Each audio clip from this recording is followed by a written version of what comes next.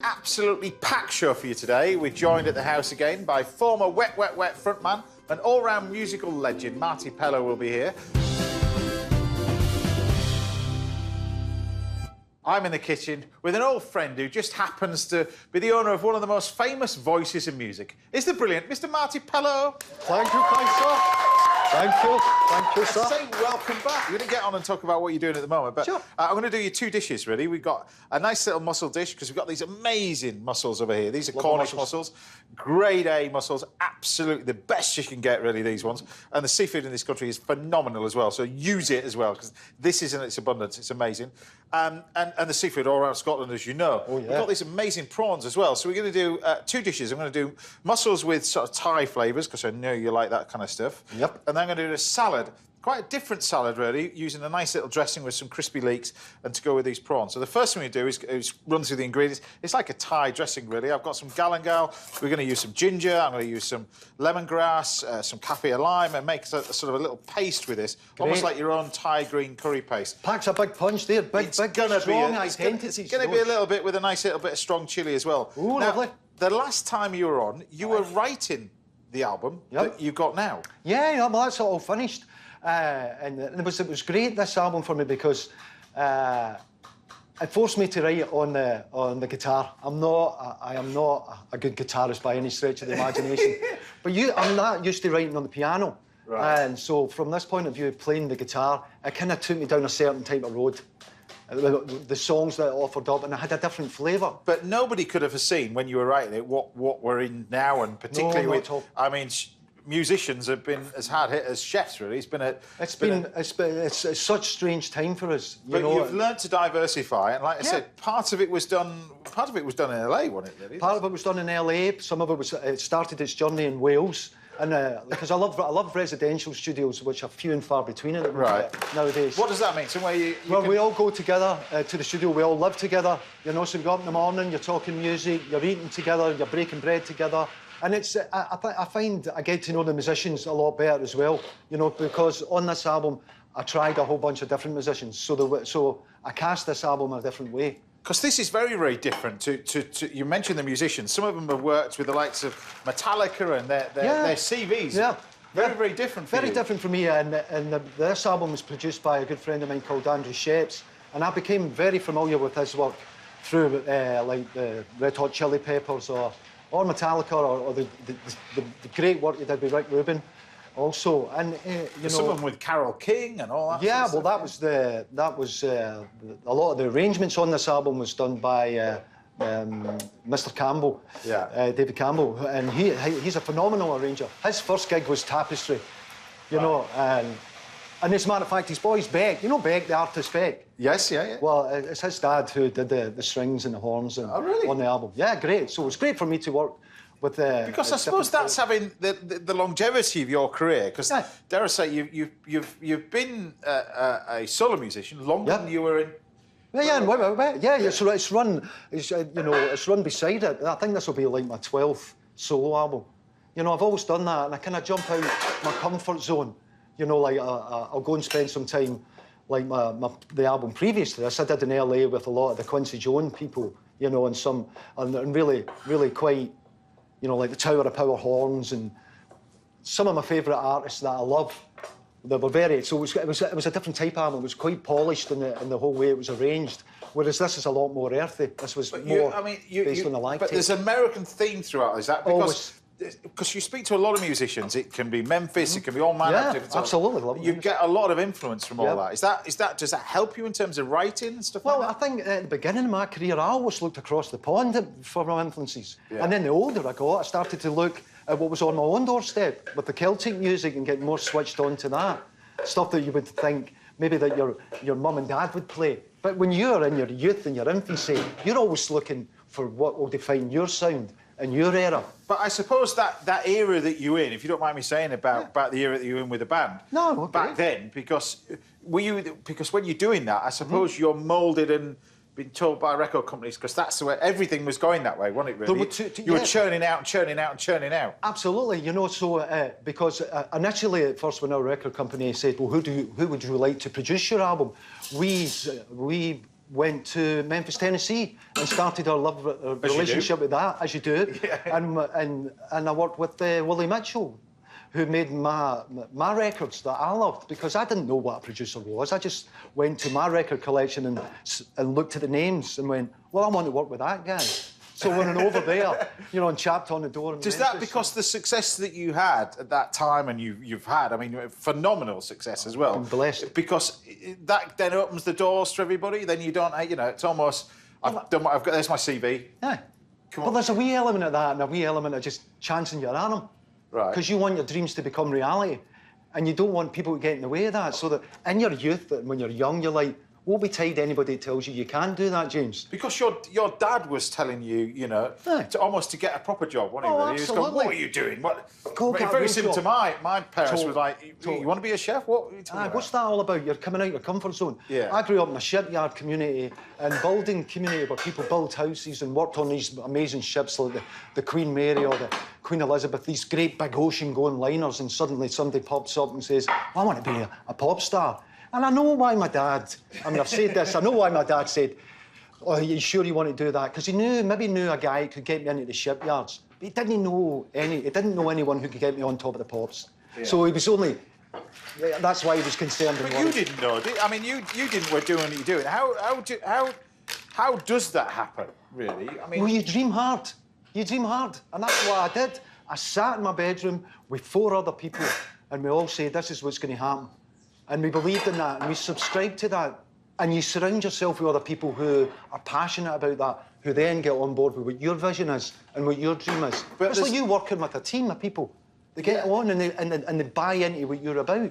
Yeah, but the longevity is. I always think, you know, the music industry. I mean, chefing, you make what you make in it, and you get. I think you get better the older you get, and I think you get that in music, but. To have that success and then continue doing what you're doing, because if you don't mind saying, I mean, this album that you've got now, this is your 12th album, is it? 12th solo album. Solo album, yeah. I love making music. I love every day's a school day with songwriting. Meeting different musicians make you interact different. You set your stall up, you know, and that's the wonderful thing about the power of connecting with music. Whoever it is, if I'm writing the male or female, it doesn't matter. It's you start the day with nothing, and hopefully at the end of it, you have something that can represent 2 people's imaginations. So when I cherry pick the musicians that surround then I hire their imaginations, and it's so important for me that they invest their imagination into it rather than just reading the notes. It's like, hey, look, here's the guide, but express yourself. And that's when the beauty happens. It's kind of we're saying that it is like being a chef, really. You want the other chefs in the kitchen to be part of it. It's no good you writing a recipe, otherwise, dare I say, it just becomes nothing wrong with McDonald's, but it just becomes it grows. It becomes a fast food sort of thing, whereas you want people to take part of it and own it. And own it, and then it reinvents itself. You know, because you say, well, what did you do there? What did you add there? I never saw that. I never thought of putting that combination together. And that's what makes it great. And that's the secret to good chefs, good musicians, good artists. It's their imagination. And that's what blows So talking about this is a bit wacky, this dressing. So talking about imagination, this is a bit odd. We've got in here. These are your deep fried leeks. And they want to go in the sort of deep fry about 170 like that. Cool. The whole idea is you cook them sort of lower temperature. Yeah. So they crisp up nicely, but we're going to tip out the crispy leeks, which are on there. And then these go in a nice little salad. The dressing for this, to go with the prawns, is a bit sort of wacky. We've got in here olive oil. Right. I've got truffle oil. This is yuzu juice. It's not the Scottish ingredient. No. This is a type of satsuma, sort of a mandarin-y sort of thing. Absolutely. This is miso that's dried. Love it. And it's quite unusual, this, when it's dried out. You can buy it online, this one, and then we take Parmesan. This is where it gets a bit... But that's going to amp everything up. Yeah, it is a bit surreal, this dressing, but you chop up the sort of Parmesan in here, and then this goes into the salad with the spinach and everything else, like that. And then the mussels, these are cooked, you see, look. Look at that. The mussels, come on. Bit of that in there as well. This is the mussels that are cooked. I'm just going to leave those as they are, like that. This is your nice little dressing. I'll turn this off now, and then I'll lose out all this out of the way. So the truffle oil, Love the truffle oil. the yuzu juice and everything else. And then what you want to do is get the crispy leeks. That's going to go in here. I've got a few more. This just has a nice little texture with it. Yeah. Crispy fried leeks, they're going to go in. And then we take some baby spinach. Love it. What's for Popeye? Nice little bit of baby spinach in there. Love And then I'm going to take a plate. And you put these shrimps just on the plate.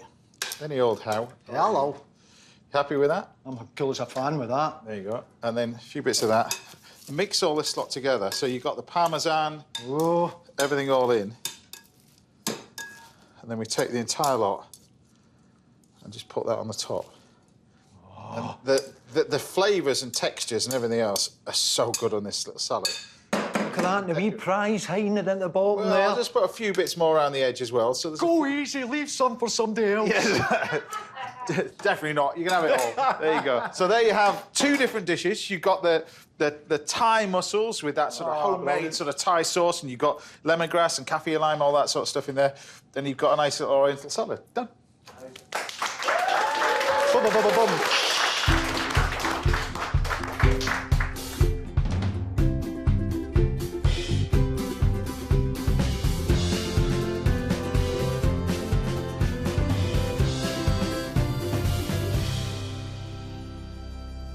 Well, bon appetit. There you go. Oh, thanks. You dive into Nice. that, and I'll serve you some mussels as well. Nice. Tell me what you think of that salad as well, because that is Just look at that. pretty good as well. Yeah. Sweet. Have a So taste. sweet, so delicate, Have a taste of this. It's good actor as well, you see. so beautiful, and so and so accessible. You've learned from last time. This is fantastic. This is really something special. Taste that, though. Oh, beautiful. Absolutely amazing. I'm moving in. Oh, who's this wee guy here? These are the little mussels. These are lovely. Cornish mussels. Oh, man. They're amazing, aren't they? Oh, They're great. ladies and gentlemen and everyone at home, this is really gives me something to write home about. Right, there you Oh, go. that's great. Happy with that? Yeah, you bet. Yeah. Oh, well, stick around. There you go. All right. Right, I'll be cooking my second course of soul for Marty later on this morning, and Chef Gareth Ward will be here and treating us to a spot of lunch very shortly. But join me again in a couple of minutes when top chef Dipna Anand will be supplying us with another sensational plate of Indian cooking. I'll see you in a bit. It's all right, that, isn't it? That's great. Welcome back now to the last part of the show, sadly. I'm back in the kitchen with my guest, the one and only Marti Pellow. Is still here. Hello, sir. Thank you very much. For my final dish, I'm going to do some deep fried sole. We're going to do it with a lovely little lemon and crab mayonnaise. Keep things nice and simple. Mayonnaise, very easy to make. We just got some eggs, egg yolks, touch of mustard.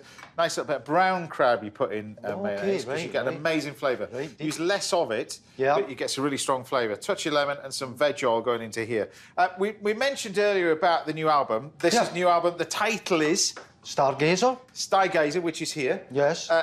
This is a different album for you. This is your 12th solo album. Yep. But a very sort of soul feel, something very, very different for you as well. Yeah, it's just a different. I kind of took a lot of I went back and I listened to a lot of my kind of early Bowie and stuff like that. I was listening to a lot of that, and I'm fascinated by maybe not like technically brilliant voices, but voices that really ping with me, or people who their voices are a bit quirky, or there's something different from it, and it really, and I gravitate to that. That's why I love people like Bowie. They're just the way they play with the words and how they interpret and and tell the story of a lyric. And of course, when you're bringing out your album, the usual thing now is touring and stuff like that. I mean, the music industry, as we know, for the last year has just been a nightmare for you as well. But you managed to diversify and reach millions of people from the comfort of your own home.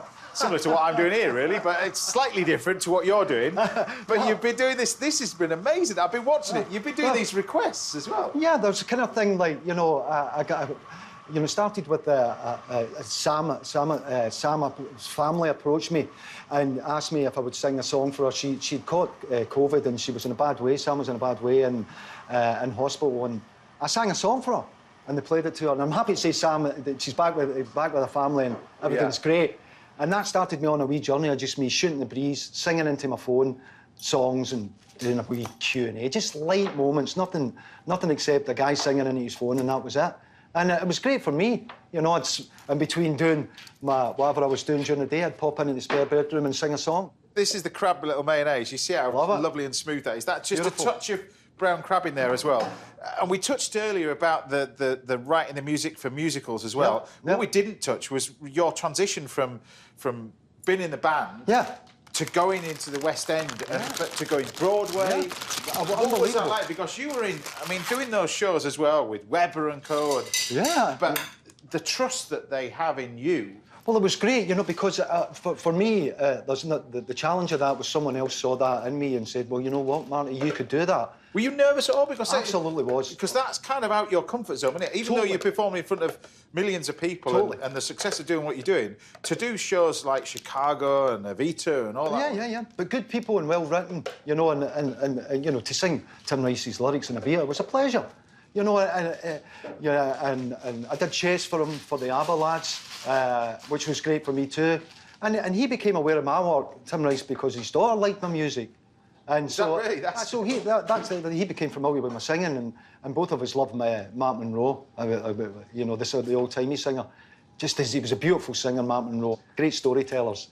And were you into that as a kid? I mean, obviously music was you were a big passion as a kid, but did you get to experience music as a kid with your parents as well? Were they were musicians or? No, really. I mean, they liked just the song. Like listening to music. Yeah, I liked the song. You know, because when you're growing up and especially my hometown, when my mum and dad would have parties or something, everybody did a little bit, and at New Year, you know, my grandfather would maybe say, do a bit of Rabbie Burns poetry, or somebody would sing a song, and so I guess, you know, that's what was my first introduction into performing or feeling what that was like.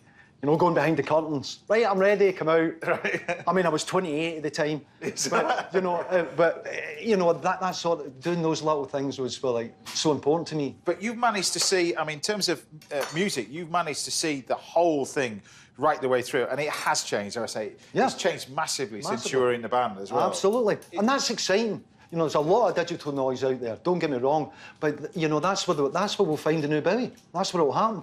I think it's just because people access it in a different way. Back in the days, we'd say, it was probably 4 guys in a bedroom listening to an album that somebody had queued up for 5 hours before it came out. Yeah. And that's how you got information about your band, by waiting in a queue to buy their new record and say, oh, well, have you listened to such and such a person? Yeah. Now everything's at your fingertips and they access it instantly. And I suppose the thing for you is that you don't feel any pressure, or do you feel any pressure? Is the pressure on you? Because, you know, nowadays you can just, you know, you can not relax, but you kind of know you're going to sing for us in it. I mean, I've listened to you. Last time you were in the house, you were singing, you're going to kindly sing for us again. You kind of do it effortlessly, and you've got one of those voices that people just clock straight away. Great, and I love that. You know, I love that, and I think that when you say pressure, I just want to make the best music I can do, and hopefully people can buy into that, you know, and still enjoy it, you know. And I'm enthusiastic and passionate about whatever I do, and I think that's never a bad thing to set your stall up with that, you know, that enthusiasm that you want to do the best you can.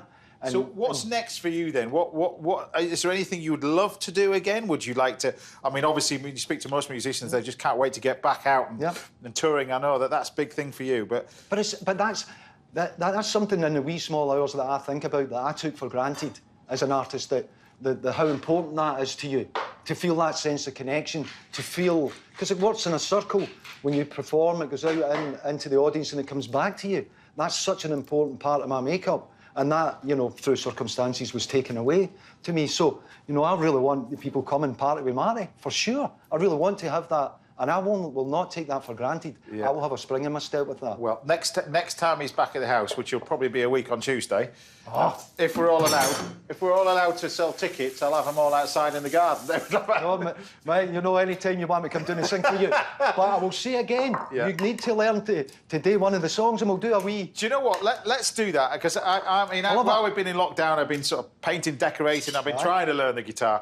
That will give me inspiration as well. Next time you're on, you need to bring your fantastic keyboard player as well. Aye, me grand. I know you brought him with you as well today, but we'll do that. Great, I'd love that. 3 of us. I'd love that. Right. That's great. I might be down at the bottom of the garden, unplugged, No, you'll be there. You do the music, I'll do the cooking. Well, that's the deal. That makes my life a lot easier. That's fine, but I'm not singing. So anyway, look, we've got in here, changing subject very, very quickly. We've got in here, we're going to make our nice little, because this takes seconds to cook, this one, really. Hello. We've got in here our lovely little crumb. So we've got these panko crumbs. These are these wonderful sort of, they're just Japanesey sort of crumbs, but they're crispy. Really crispy, yeah. We've got the parsley going in here. And then what we do is we take our sole, which I've just cut into these little goujons, into the egg. And this is kind of like the glue. Chefs call this pane. It's the pane and ingredients, like what you were doing if you're doing a chicken Kiev, that kind of stuff. Yeah. But you take your nice little bit of goujons in the flour. This is seasoned flour, this, just a nice little bit of beaten egg. This is your glue that sticks it all together. Make sure you coat it all really, really well, like that. And then into the crumb. You can flavour these crumbs. I've done it before with some parmesan as well if you wanted to, but you're going to take these nice little bits of fish like that. It's a delicate fish, that too, isn't it? It is, and that's required because I'm going to deep fry this. You fry it really, really hot, and this fish is going to take no more than about 30 seconds to cook. Not much more than that, really. Just flash it in the pan and then out like that. Those make it really crispy, and that's what's makes it so moorish. Yeah, what is it about musicians and food? Because they do. You genuinely love to cook as well, don't you? I love to have a try at that. I think it's because I related to, you know, like my mum and my granny, and you know, it was always about that. You know, every time, you know, I've said it before, but if I smell a, you know, leak in like a ham hock soup or something like that, Saturday morning, you know, it's my mother. And it's got powerful sense memory to me. Yeah. So I'm always chasing that. I'm always chasing that feeling again, and I can get that through food. Yeah. So it's close. It is. So all we do is we just flash these. The thing about goujons is you can take the skin off or you can leave it on. It's entirely up to you. But with lemon salt, particularly this good lemon salt, just leave it on, really. It's so quick to cook. They flash them in like that and take them out. And I'll just pop these ones back in just for a second. These are going to go in here as well. Now, I don't know whether you're supposed to eat before you start singing. I'm not quite sure on that, but... Well, that's non-negotiable. It's happening. Is it? It's happening. What I've got in here is I've got these little cones. Who are these wee guys here? Look at this. This, honestly, if I'm going to be truthfully honest, this has got my old hotel that I used to be a part of. Oh, yes. Behind the back of it. Oh, and it was actually the rafters. Okay. We had a little bit of... it's been treated, but something... Anyway, the rafters, they were cut. Yes. And then we took the rafters off, cut them up into things and made them into these little dishes that we used to serve. We used to serve whitebait in this. Oh, wee whitebait. This kind of stuff. But... all you do is you take... It's very aesthetically pleasing to the eye. Do you like that? The building, admittedly, the building fell down. Yeah, exactly. These are working. These are really working. And then we take our crab mayonnaise like that. Pop our nice little crab mayonnaise in. It's great, man. Look at that. Nice, doesn't it? And then it's a bomb. Then you can take these and you pop them in our little pot like that. You're eating with your eyes as well. It's all the presentation and all those little things make it quirky and great. It just means you can charge an extra £5. Well, I'd like to think so. That's what it is. That's what it is. Yeah, I would like to. It probably is, in your case, an extra £5 there, isn't it? Tenner now, Marty. Tenner. Well, you know. Exactly. You get what you pay for, my friend. Yeah, we just put a little bit of that on there and another one on here. And you just build these all up and you've got your nice little fish little pots. I love that. It's cool, that, isn't it? That's cool, man. You just put another one on there. That's great. And why don't we put another one on there? Look at that. So there you have it. My version of deep-fried lemon sole with a nice little crab mayonnaise. Done.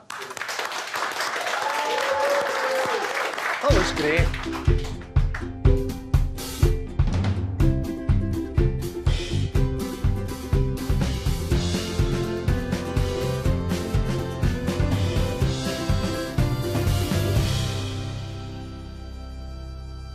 Right, bon appetit. There we have it. Look at that. Fantastic. There you go. A little bit of lemon if you want to squeeze it over. Yeah. Dunk it in. Look, I mean, and then dive it into... Yeah, you just got... Tell me what you think of that. That's amazing. James, man, it's a pleasure. I mean, it really is. And great fish, delicate, lovely, subtle. Great all fish, the things you want. But most importantly, great company. Marti Pellow, thank you very much for joining us. Thank you very much. Now you're going to be performing for us a little bit in a couple of minutes' time. Yeah. What's the name of the song? These Are the Days. These are the days. So off you go, because Yes, I know you sir. want to get ready. Marti Pellow, everybody. That's all we've got time for today. A massive thank you to all my guests, Carl and Lindsay Bond, Dipna Anand, Gareth Ward, and, of course, the fabulous Marti Pellow. We'll see you back here at the same time next Saturday morning. We'll be joined by more great chefs and another fantastic guest. But now, playing out with a very special performance of These Are the Days, it's the one and only Mr. Marti Pellow! Take it away.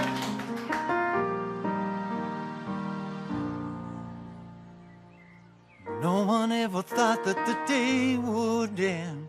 A million days of summer with long lost friends. Every song we sang was like freedom in our hands. No one ever thought that we'd ever change. 20,000 dreams falling off the page. Feeling so on fire, we could walk through flames. So we roll like thunder, blue jean legends, and we rolled like we'd invented Saturday night. These are the days, my friends, these are the nights again. These are the times, living like the world's gonna end. These are the days, my friends, these are the nights again. These are the times, and I love you like the world's gonna end. No one ever thought that the day would come, running with the dogs as we sold the sun. Faces in the mirror with all the scars we've won. No one ever thinks that they found their dreams. I stand and look at you and I know it's real. You're my Hollywood, you're my worldwide #1. So we roll like thunder, blue jean legends, and we rolled like we'd invented Saturday night. 'Cause these are the days, my friends, these are the nights again. These are the times, living like the world's gonna end. These are the days, my friends, these are the nights again. These are the times, and I love you like the world's gonna end. And I love